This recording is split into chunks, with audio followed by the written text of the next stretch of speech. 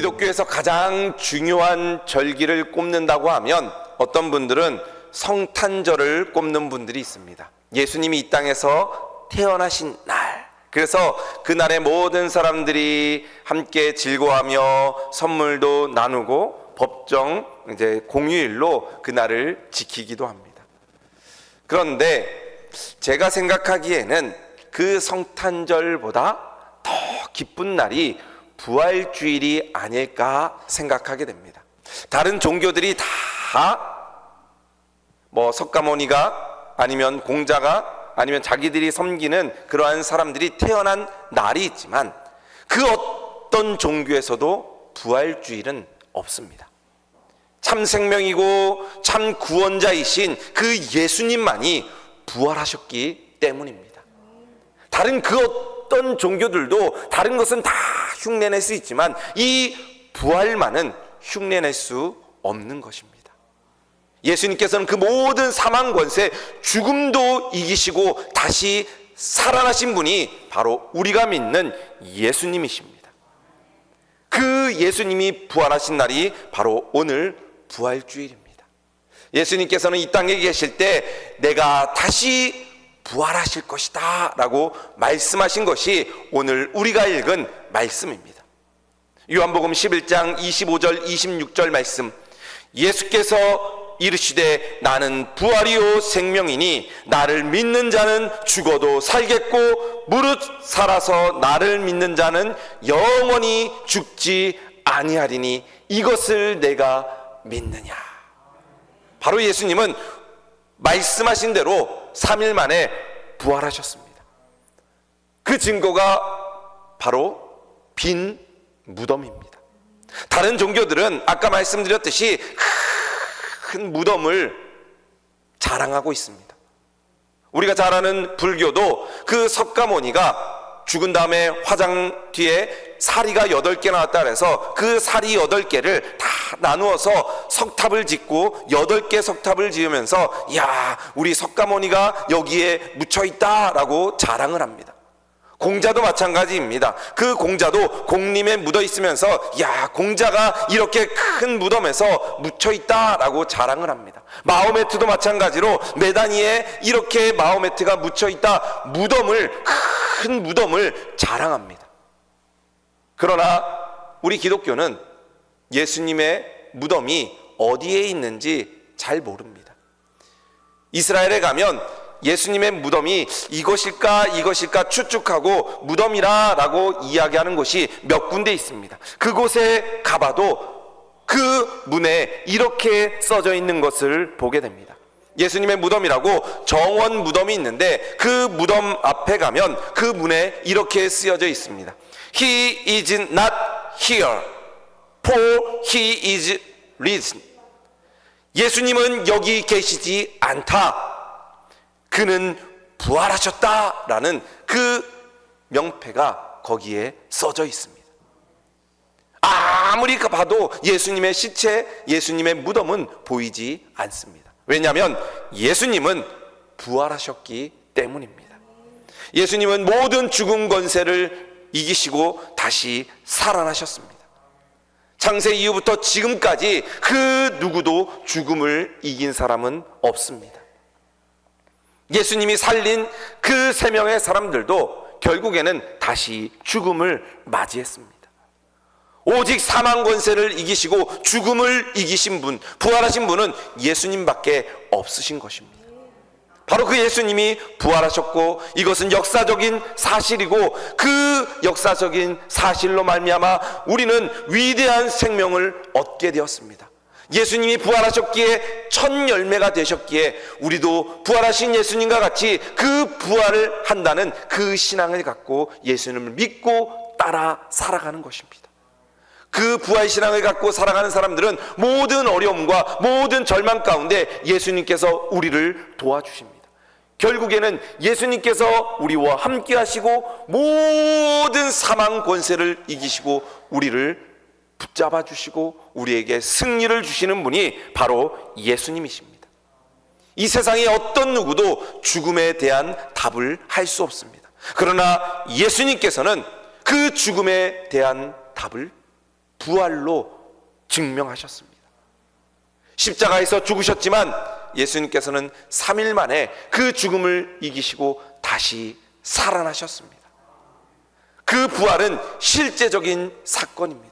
숨길래야 숨길 수가 없는 사건이고 2000년 넘도록 그 부활하신 예수님을 믿고 그 부활하신 예수님을 믿음으로 영원한 생명을 얻은 그러한 많은 사람들이 그것을 증명하고 있습니다.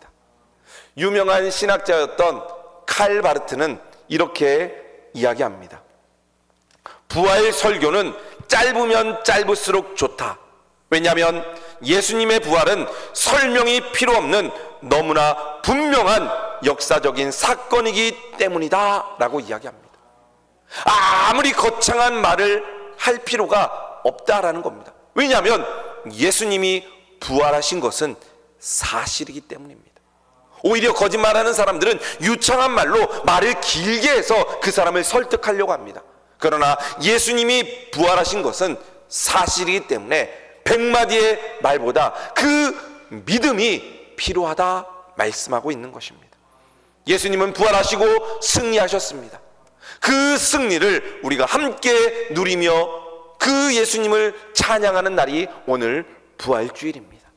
그렇다면 예수님께서 승리하신 그 부활이 구체적으로 어떠한 승리인지 오늘 그 예수님의 부활의 승리를 함께 나누며 그 예수님의 부활에 함께 동참하고 늘 예수님 붙잡고 승리할 수 있는 우리 모든 성도들 되시기를 주님의 이름으로 축복드립니다. 먼저 우리는 바울에 관해서 함께 살펴보기 원합니다. 바울은 선과 악의 갈등에서 언제나 악의 세력에 굴복되려고 하는 자기 자신의 약함을 고백했습니다. 그래서 로마서 7장 24절에 보면 사도 바울은 이렇게 고백합니다. 오라 나는 곤고한 사람이로다. 이 사망의 몸에서 누가 나를 건져내랴. 죄의 결국은 사망입니다. 우리로 하여금 죄 짓는 노예가 되게 하는 것이 바로 죄입니다. 모든 사람들은 이 죄를 지었습니다. 사도 바울도 마찬가지로 나는 죄인이다 라고 고백하는 것입니다. 로마서 3장 10절 12절 말씀에 의인은 하나도 없나니 깨닫는 자도 없고 하나님을 찾는 자도 없고 다 치우쳐 한 가지로 무익하게 되고 선을 행하는 자는 하나도 없도다 라고 이야기합니다. 바로 모든 사람이 죄인이고 선을 행하는 자는 하나도 없다라고 이야기합니다. 이 죄를 모든 사람이 지었기 때문에 모든 사람은 죽을 수밖에 없는 죄인들입니다. 기독교의 역사상 가장 위대한 신학자 중에 한 명이라고 이야기하는 어거스틴은 예수님을 믿기 전에 육체의 정욕과 방탕한 생활에 깊이 빠져 있던 사람이었습니다. 그가 예수님을 믿고 구원받은 이후에 어느 날 길을 가다가 옛날 예수님 믿기 전에 사랑했던 또 방탕한 생활을 함께 했던 그 여인을 만나게 되었습니다. 자기가 방탕하게 살고 세상을 쫓아가며 살았을 때 만났던 그 여인이 자기를 알아보고 와서 반갑게 소리쳤습니다. 어거스틴, 나예요. 그동안 얼굴을 못 봤는데 어떻게 지냈습니까? 그 목소리를 듣는 순간 어거스틴은 예수님을 믿기 전에 자신이 쾌락을 누리며 정욕을 뿜으며 이 세상 가운데 살았던 일이 생각났습니다. 그 육체의 정욕과 그 쾌락을 다시 느끼고 싶은 그러한 죄악된 마음이 그에게 찾아오기 시작했습니다. 그때 어거스틴은 곧바로 마음을 다잡고 어거스틴, 도망쳐. 나는 내가 아니다 라고 소리쳤습니다. 나는 더 이상 죄 가운데 살아갈 수 없다. 예수님이 나를 위해서 십자가에서 죽으셨고 예수님이 나를 위해 부활하셨기 때문에 나는 새로운 사람이 되었다. 더 이상 나는 죄 가운데 살지 않고 이제는 예수님만 바라보며 부활하신 예수님을 따라 살아가는 사람이 되었다 라고 소리치며 그 죄악을 물리쳤다라고 고백하고 있습니다. 끊임없이 죄가 우리를 유혹할 때가 있습니다. 한 번만 눈 감으면 되는데, 한 번뿐인데 끊임없이 죄가 우리를 유혹합니다. 그럴 때 우리는 십자가에서 죽으신 예수님을 생각하며, 우리를 위해 부활하신 예수님을 생각하며 그 죄를 물리칠 수가 있어야 하는 것입니다. 그 부활하신 주님이 모든 죄악을 물리쳤기 때문에 예수님을 믿는 우리들은 어떠한 죄의 유혹이 오더라도 그 죄의 유혹을 물리칠 수 있는 능력이 생긴 것입니다. 우리를 끊임없이 유혹하고 끊임없이 죽음으로 이끌어가는 그 죄를 예수님이 부활하심으로 이기셨습니다. 그러므로 그 부활하신 주님을 믿는 우리들도 어떠한 죄의 유혹이 있더라도 모든 죄를 물리치며 하나님의 자녀로 살아갈 수 있는 것입니다. 부활하신 예수님을 믿는 자들은 옛사람은 죽고 새 사람이 된 것입니다. 부활은 그 어떤 죄보다도 강력하여 모든 것을 이기시는 분이 바로 예수님이십니다. 그 예수님은 모든 죄를 승리하시고 부활하셨습니다. 예수님이 부활하시지 않았다면 우리는 여전히 죄 가운데 살아갈 수밖에 없었습니다. 그러나 예수님이 부활하심으로 그 모든 죄를 이기셨습니다. 그럼 우리도 죄의 유혹이 우리들에게 다가올 때 나사렛 예수 그리스도 이름으로 물리치며 승리하는 우리 성도들 되시기를 주님의 이름으로 축복드립니다. 부활의 승리를 믿음으로 갖는 것입니다. 그 부활을 믿는다면 모든 죄에서 사함받고 구원함을 얻게 되는 것입니다. 모든 정욕과 탐심과 중독으로부터 눌린 그 죄를 예수님을 믿는 믿음으로 부활 신앙으로 이겨낼 수 있는 우리 모든 성도들 되시기를 주님의 이름으로 축복드립니다. 또 부활의 승리는 두 번째로 사랑의 승리입니다. 예수님이 십자가에 못 박았던 그 무리들은 자신이 승리한 줄 알았습니다. 많은 사람들이 예수님은 가짜다라고 이야기하면서 예수님을 십자가에 못 박았습니다. 더 이상 예수님은 평범한 사람이고 아무것도 아니라고 생각했지만 예수님은 말씀하신 대로 3일 만에 부활하셨습니다. 그 모든 미움과 갈등에서 승리하셨습니다.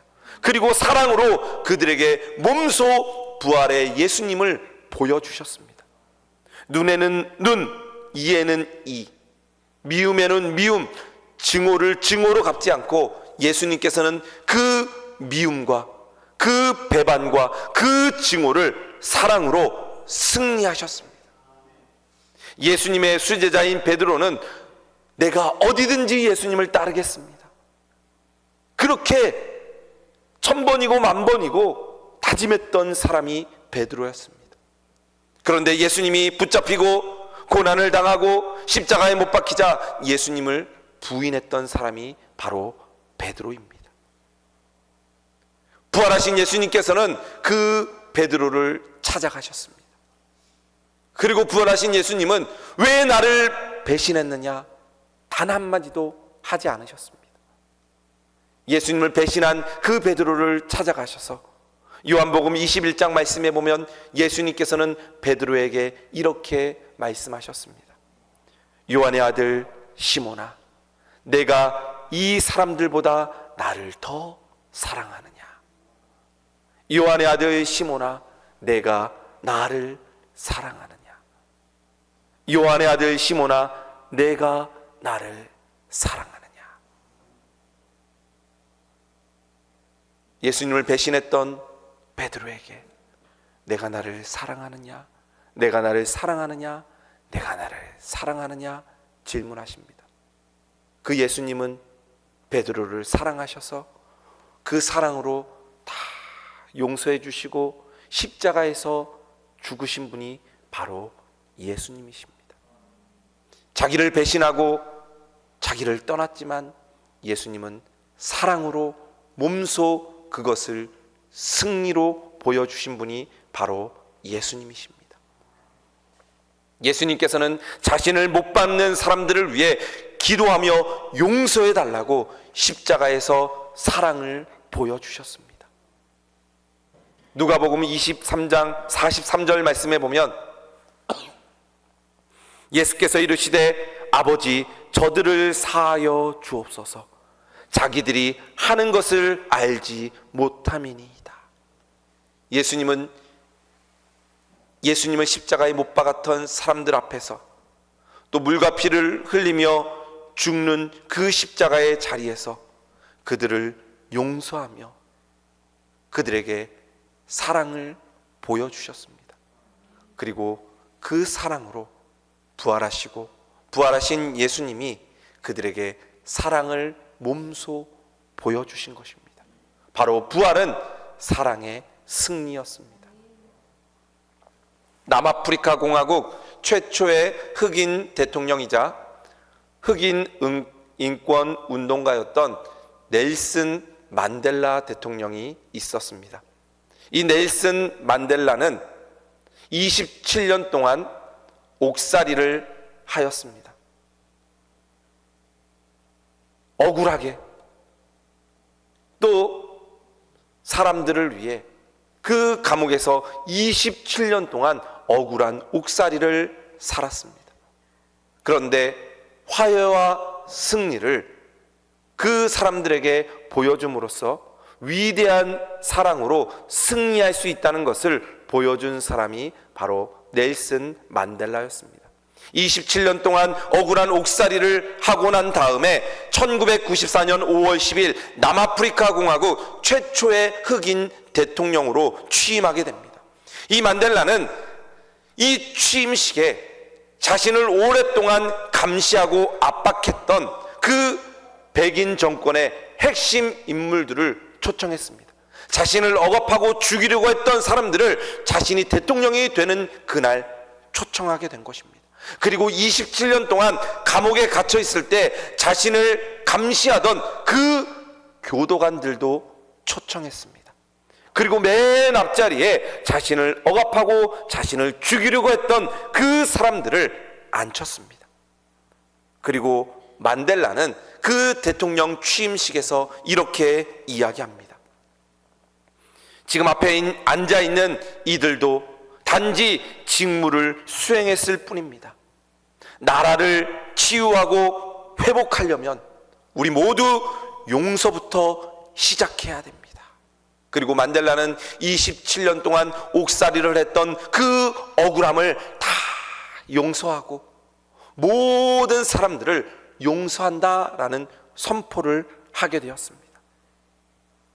그리고 내가 감옥문을 열고 자유를 향해 걸어 나갈 때 증오와 원망을 뒤에 남겨두었다면 나는 여전히 감옥에 갇혀 있는 것과 같았을 것이다 라고 이야기합니다. 이 만델라는 감옥문을 열고 나가는 순간 모든 증오와 원망을 다 버렸습니다. 만약에 그 증오와 원망을 계속 가지고 살았다면 육체적인 감옥이 아니라 마음의 감옥 안에 살았을 것이다 라고 이야기를 합니다. 그리고 이 만델라는 남아프리카 공화국의 통합을 하는 결정적인 그러한 인물이 되었습니다. 사랑으로 나라를 하나로 만들고 사랑으로 용서를 실천했던 사람이 바로 넬슨 만델라였습니다. 그리고 넬슨 만델라를 통하여 남아프리카 공화국이 하나가 되었던 것입니다.